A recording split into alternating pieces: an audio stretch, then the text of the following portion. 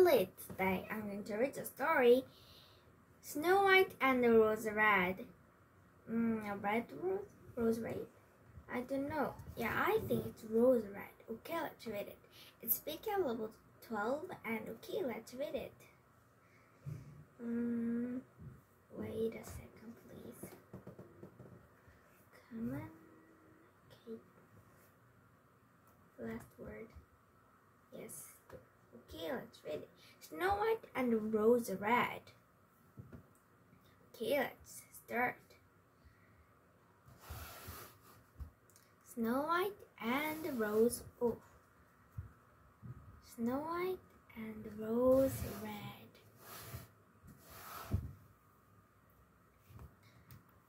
Snow White and Rose Red were sisters and twins at that, but they were as unlike as a pea and a peppercorn. Snow White was a pale, quiet girl who liked reading. Rose Red had freckles and red hair and was sporty, brave, and full of bright ideas. In spite of their differences, or perhaps because of them, they made a splendid team. Look, if you see this picture, there Snow White is reading a book quietly, and Rose Red is doing a windmill. And their mother had named them Blanche and Scarlet when they were born, but their father changed them to Snow White and Rose Red for a joke one day, and the names have stuck, as they often do. Yeah, as they often do. So, but their father had a long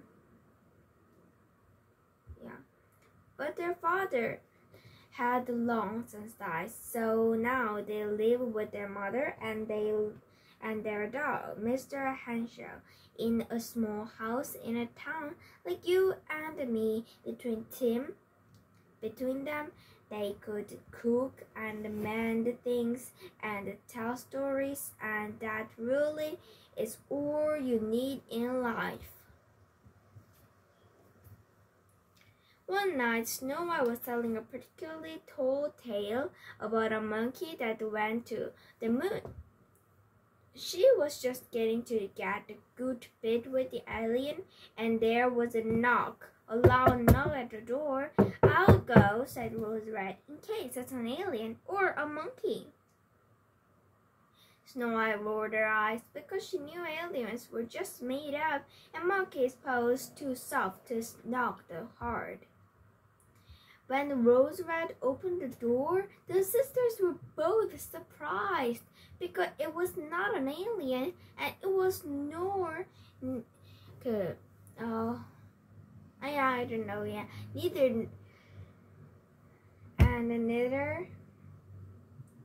monkey, and it was not alien and no monkey.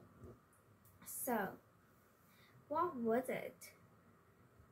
It was a bear. On the doorstep of number 42 wasn't an alien or a monkey, but a bear, an enormous hairy bear, and what's more, he could talk. "Hello," she said, "it's awfully cold out. May I come in?" Now Rose Red and Snow White and Rose Red knew that the bears were dangerous, but she could also see that this one was shivering. Besides, she knew how to outsmart a bear if she needed, so she let him in. "Could come and sit by the fire." "Yeah, come and sit by the fire," said Rose Red, making Mr. Henshaw bunch up on the big chair. Oh, the bear sat down on the big chair. Mr. Henshaw sat on the bear. "I was just telling a story," said Snow White. "Oh, I'm terrific at stories," said the bear. "Can I tell one? Can I?"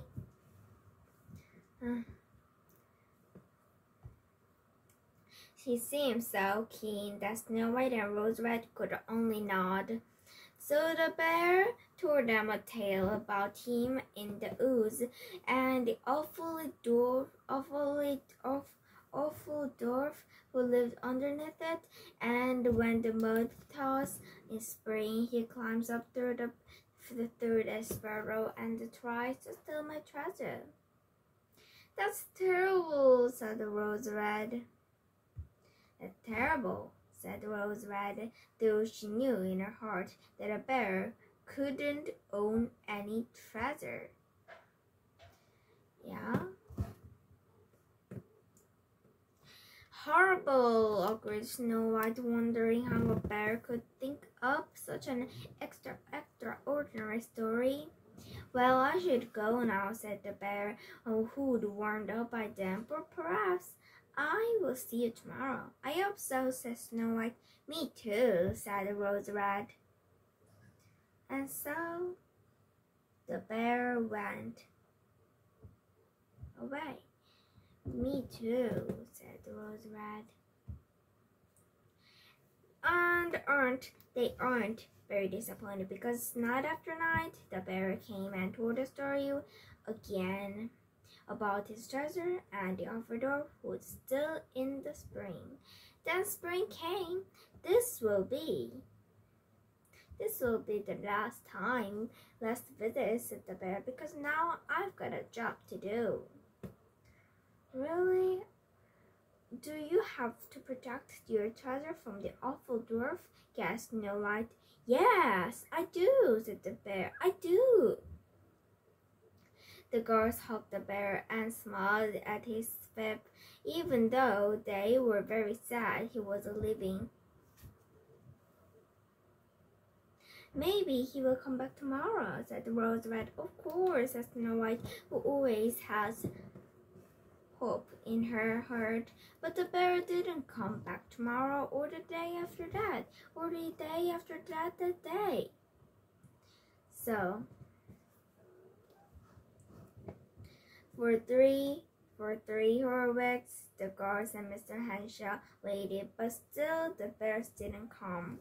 Well, there's only one thing for it, said the Rose Red to her sister one day. One fine May morning, we're going on a bear hunt. Snow White knew better than to argue with the Rose Red when she was in the short of mood, so they started to pack, and so she found her rucksack and packed them each sandwich, a bottle of water, apple, etc. And so they didn't go very far because they found something.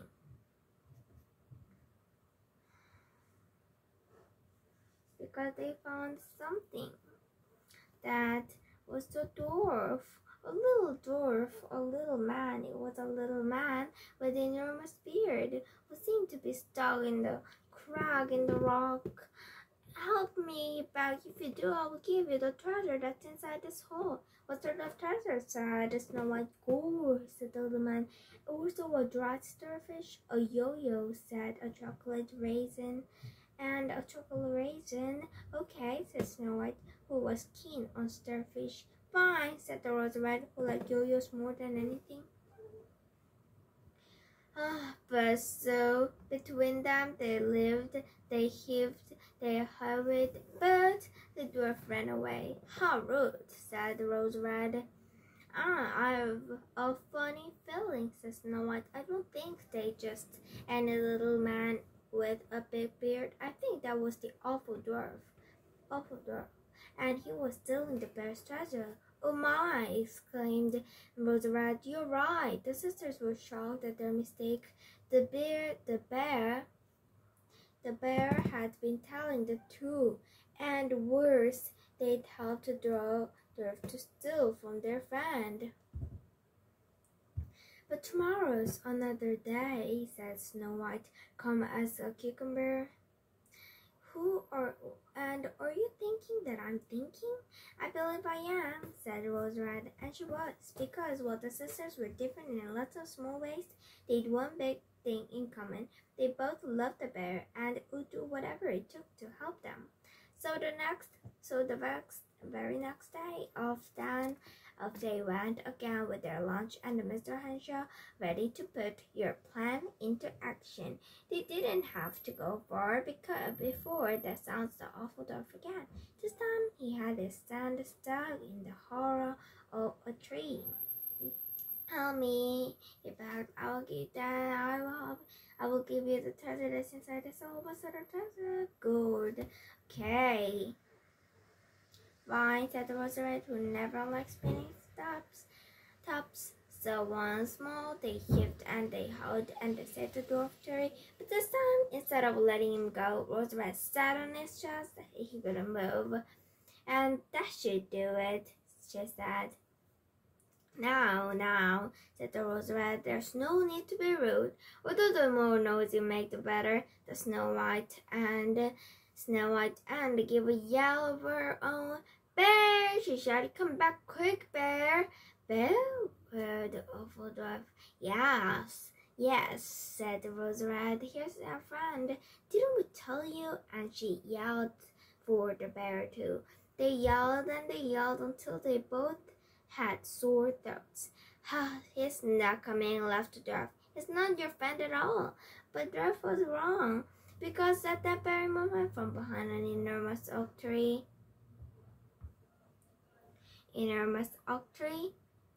it was the bear appeared. Bear, replied Snow White and Rose Red joyfully and happily. Bear, cried the dwarf, who wasn't happy or joyful. Run for your lives!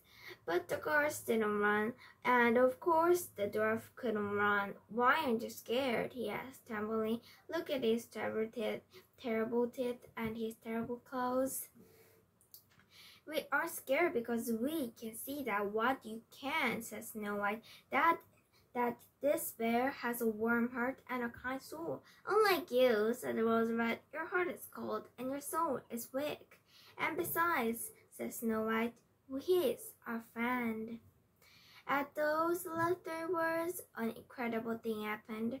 There was a puff of smoke and a smell a bit like burned fish sticks, and the bear turned into a boy, and it was not just any boy, but a prince.